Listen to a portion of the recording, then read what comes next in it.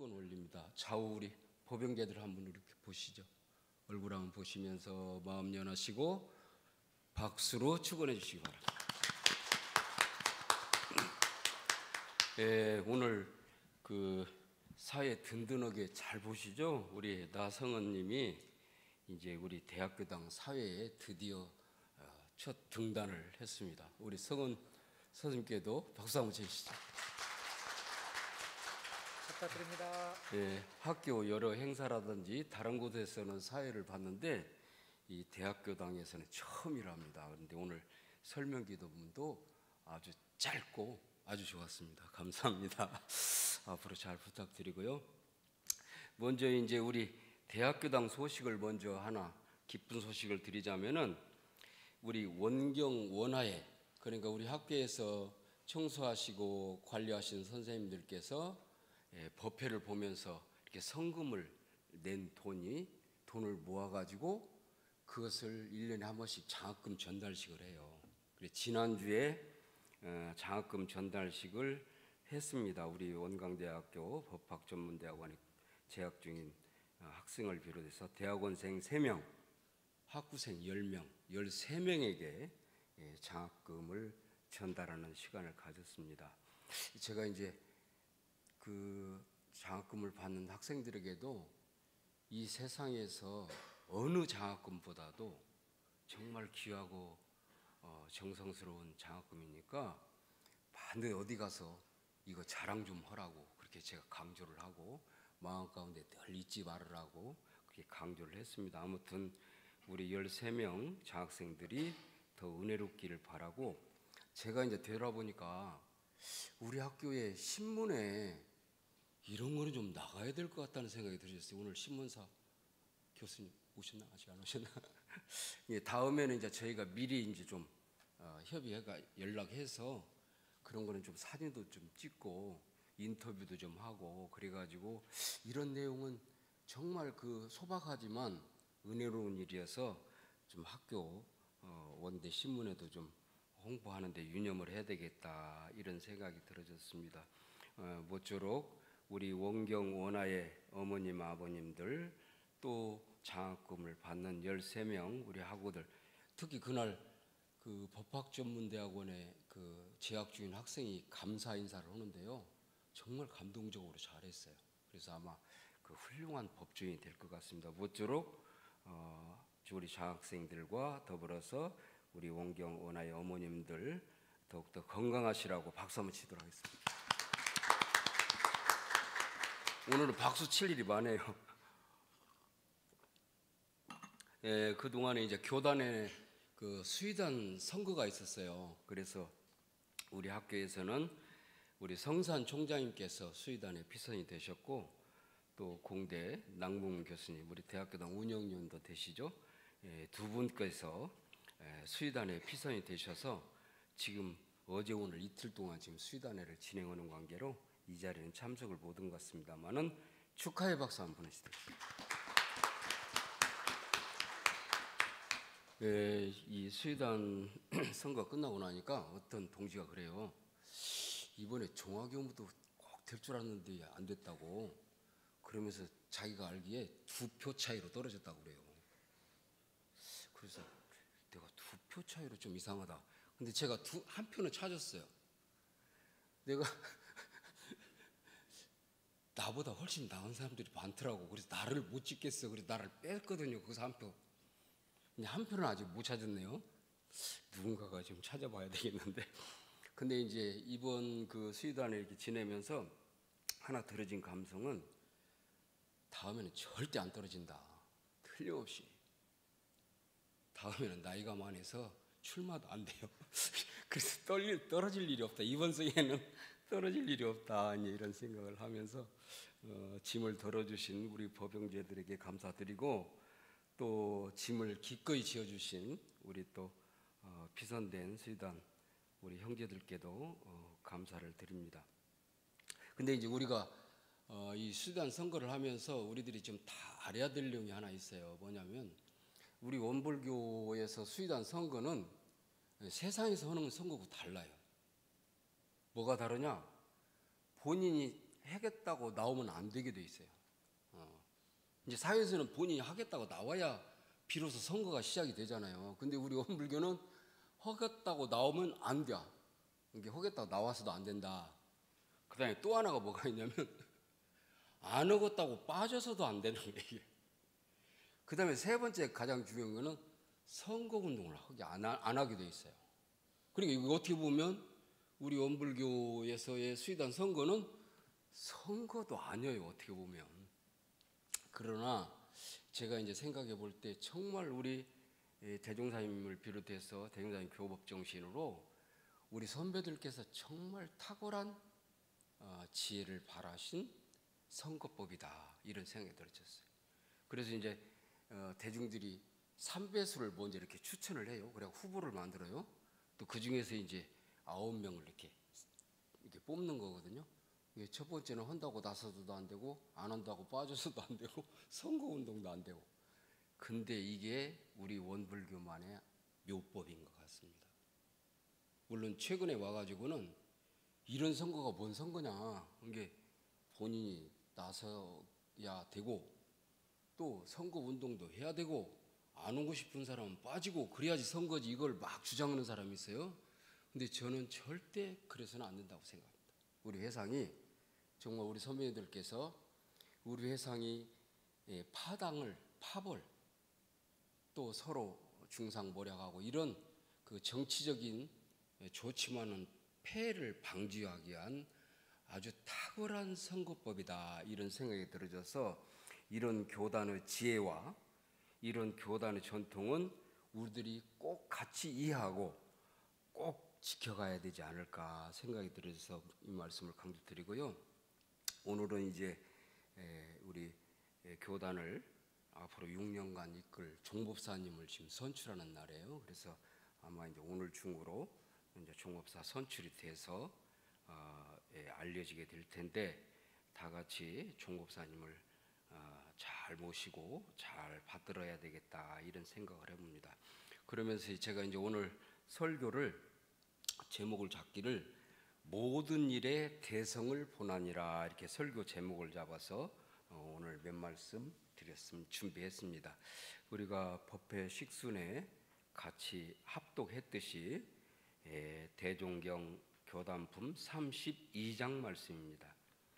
큰 회상을 이뤄내는 데에는 재주와 지식과 물질이 풍부한 사람을 만나는 것도 물론 필요하나 그것만으로는 오직 울타리가 될 뿐이요. 그러니까 울타리라고 이렇게 이제 경전을 통해서 이렇게 이해를 하고 있었어요. 근데 이제 학교를 예비교무 시절에 어른들께 듣는 말씀이 이 울타리 된다는 말도 별로 좀 아닌 것 같은데, 근데 실제로는 울타리가 중요하거든요. 그랬는데 그 어느 선생님께서 재주 있고 지식이 있다고 까딱 잘못하면 평생 나무 밭만 매주다가 네 밭은 하나도 못 매고 노예처럼 머슴처럼 갈 수 있다. 정신 차리라 그러시더라고요. 이 말씀을 이렇게 통하는 것 같아요. 이게 우리가 어떤 지식이나 재주나 이런 것이 풍부한 사람들은 대체적으로 그 다른 사람들을 위해서 그거 교자 졸지로라는 말도 있어요. 다른 사람을 위해서 썩 빠지게 일만 하고 실제로 자기 마음밭을 가꾸고 자기 인격을 갖추는데 이제 소홀을 할 수 있기 때문에 이런 점을 우리들이 한번 이 시기에 유념을 한번 해봐야 되겠다는 생각이 들어서 강조를 드리고요. 이제 두 번째는 혈심을 가진 참 사람에서 역시 그 본문에 이어서 나온 본문인데요. 서로 둔하고 무식한 사람이라도 혈심 가진 참 사람을 만나는 것이 더욱 중요하나니 그가 참으로 알뜰한 주인이 될 것이며 모든 일에 대성을 보나니라. 여기 모든 일에 대성을 보나니라 이렇게 나와 있어요. 그러니까 이 본문 말씀을 이렇게 생각해 보면 저 같은 사람도 상당히 자신감이 좀 생기는 것 같아요. 좀 무식하고 둔해도 그냥 혈심, 그러면 알뜰한 주인이 되고 또 모든 일 대성을 보지 않을까 하는 생각이 들어서 우리들에게 무한한 이렇게 그 희망을 주시고 삶을 열어주시는 본문이 아닌가 생각이 들어서 강조를 드리고요. 이제 혈심이라는 단어를 우리 경전에서 요즘에는 그 우리 홈페이지에 경전이 다 올라왔기 때문에 검색에다가 혈심 이렇게 해보면 혈심에 관한 본문이 쫙 나와요. 제가 해보니까 43건이 나오더라고요. 43건. 그러니까 혈심에 관한 말씀을 대종사님을 비롯해서 우리 종국사님들께서 엄청 많이 강조하셨다, 이런 생각이 들어서 그 강조 말씀 한번 드리고요. 우리 이제 원불교 사전에는 혈심을 뭐라고 나왔냐면 정당한 일을 이루기 위해서, 정당한 일을 이루기 위해서, 부정당한 일을 하기 위해서는 이건 혈심이 안 들어가요. 자기의 생명도 바칠 만한 지극한 정성이다. 그러니까 정당한 일을 이루기 위해서 자기의 생명도 바칠 만한 지극한 정성을 혈심이라고 한다. 이렇게 우리 원불교 사전에 정의가 되어 있어요. 우리 교단의 대표적인 이 혈심 인물들 생각만 해도 가슴 뛰는 우리 선지님들 계시죠? 구인 선지님들이 그 대표 모범을 보이셔서 우리들의 늘 마음에 자부를 갖게 하는 것 같습니다. 또 일반 사전에는 혈심을 뭐라고 나왔냐면 진심에서 우러나오는 정성을 갖다가 혈심이라고 한대요. 이게 정성인가, 정성. 근데 이제 진심에서 우러나오는 정성에 관한 우리 경전에 아주 대표적인 예화가 있는데 혹시 기억나시는가 모르겠네요. 집신장수 얘기, 대종경 변예품 13장 말씀에 집신장수 얘기가 나와요. 그러니까 도를 물었는데 즉심시불, 마음이 곧 부처니라, 이거를 갖다가 집신장수는 하도 집신을 팔았으니까 집신세벌 이렇게 알아들었답니다. 그래서 그것을 하면 도를 깨친다고 하니까 자나깨나 이 무식한 마음에 집신세벌만 늘 외우고 있었다는 거예요. 그런데 어느 날 문득 마음이 곧 부처다 하는 것을 깨달았다는 거예요. 그래서 어떻게 보면 진심에서 우러난 정성, 아주 우직한, 우직이라는 단어가 보니까 어리석을 우더라고요. 어리석게 그냥 쫙 하는 걸 우직이라고. 또 비유하기를 소 같은 걸 비유하잖아요. 그래서 이 정성스러운 삶이라는 것은 우직한 소와 같고 또 집신세벌, 그 집신장수와 같은 그런 정성이 아닌가, 이런 생각이 들어서 소개 말씀드리고, 제가 일찍 이것을 알았더라면 상당히 공부도 잘했을 것 같아요. 제가 이제 고등학교 다닐 때 영어가 좀 약해가지고 영어 공부를 하려고 정통 영어를 했다가 뭔 영어를 했다가 뭔 영어를 했다가 뭐 하면 조금 효과가 괜찮단다 요 영어 했다가 교재만 바꾸니라고 실제로 영어 공부를 못했네. 어느 교재가 됐든지 가지고 그냥 쫙. 근데 우리는 효과적인 방법만 이 방법 저거 막 찾고 다니다 실제로 공부를 안 한 것 같아. 하여튼 우직하게 소처럼 정성스럽게 살아갈 때 모든 일에 대성을 보지 않을까 하는 생각이 들어져서 말씀을 강조를 드립니다. 그 다음에 그러면 이런 정성스러운 삶이라는 게 뭐냐, 구체적으로는 우리 대종경 유의품 40장 말씀에 오래 평범을 지키면서 꾸준한 공을 쌓으라는 내용으로 강조를 하셨는데요. 대중 가운데 처하여 비록 특별한 선과 특별한 기술은 없다 할지라도 오래 평범을 지키면서 꾸준한 공을 쌓는 사람은 특별한 인물이니 그가 도리어 큰 성공을 보게 되리라. 이런 본문 말씀이 저에게는 굉장히 희망적인 것 같아요. 우리 평범하고 좀 부족한 사람들에게 있어서는. 그러나 먼 마음 가운데 정성스러운 삶이란 평범하게 오래오래 계속하는 그런 삶이 아니겠나 이런 생각이 들어졌습니다. 올 한 해 우리 종목사님께서 109년 4대 1회를 시작하면서 강조해 주신 법문이 일상수행의 요법이에요. 일상수행 요법 이해 못하는 사람 하나도 없어요. 근데 실천 못하는 사람 많죠. 근데 저는 일상수행을 아는 것하고 실천하는 것 사이에 늘 주문처럼 외웠으면 좋겠다 이런 생각을 해봅니다. 그래서 저는 일상수행 요법을 외울 때마다 이렇게 합장하고 외웁니다. 이 일상수행 요법대로 내가 꼭 공부심이 좀 부족해도 부처님께서 도와주셔서 이것대로 잘 살도록 도와주십시오. 기도하는 마음으로 제가 일상수행 요법을 외우고 있습니다. 그래서 우리들이 마음 공부를 하고 또 평범한 자신의 삶을 오래오래 꾸준하게 공부해 갈 때 실천보다는 유념을 마음 가운데 두면 좋겠다. 그래서 그 유념이 반복해서 주문이 되고 그 주문이 우리 마음 가운데 저신저골이란 말이 있어요. 그 주문을 계속 하다 보면 그 주문이 이 몸에 딱 들어가 있다는 거예요. 저 골, 뼈에도 들어가 있다는 거예요. 그래서 자신의 삶이 자연스럽게 그렇게 이루어진다는 거거든요. 그러니까 우리 공부인들은 대려 막 실천에다 생각을 많이 두니까 막 하고 안 하고 막 해가지고 막 좀 기죽고 그런 것 같아요. 그래서 저는 그냥 거기는 조금 좀 부족한 사람이니까 그냥 늘 유문념하고 주문처럼 해가지고 저기 내 몸 가운데 저 내 뼈 속에 이 주문이 저신조골이 되어가지고 자연스럽게 되기를 바라는 마음으로 일상수행을 요법을 합니다. 모쪼록 실천보다는 유념, 늘 주문처럼 반복해서 외우는 삶이 되기를 간절히 염원드립니다. 아마 올 한 해 지내시면서도 아마 좋지 않은 일, 어려운 일, 힘든 일 있을 때 일상수행요법을 잠깐 외우시면 싹 풀려나가지 않을까 생각이 들어서 강조를 드리고요.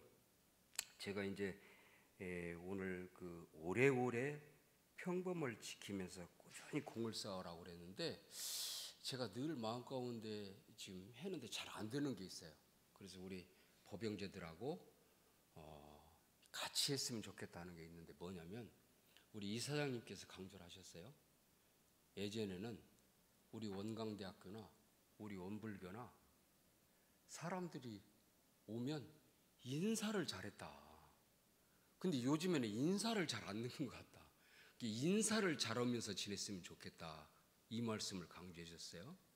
그래서 아는 사람은 물론이거니와 모르는 사람도 반갑습니다. 안녕하십니까 하고 우리 대학교당 우리 법영제들부터 인사하기 운동을 한다면 우리 원광대학교 캠퍼스 내에 그 인사하는 그런 분위기가 일어나지 않을까 생각이 들어서 오늘 그 말씀을 제안을 드립니다. 한번 인사 한번 해볼까요? 반갑습니다. 네. 아는 사람 말고 모르는 사람한테도 그렇게 하면 돼요. 그 다음에 이제 또 하나 우리 이사장님께서 강조한 게 우리 원광하원에서는 사람을 귀하게 여겼으면 좋겠다는 말씀을 하셨어요. 그러니까 인사도 그 사람을 귀하게 여기는 마음으로 인사를 하자는 거죠.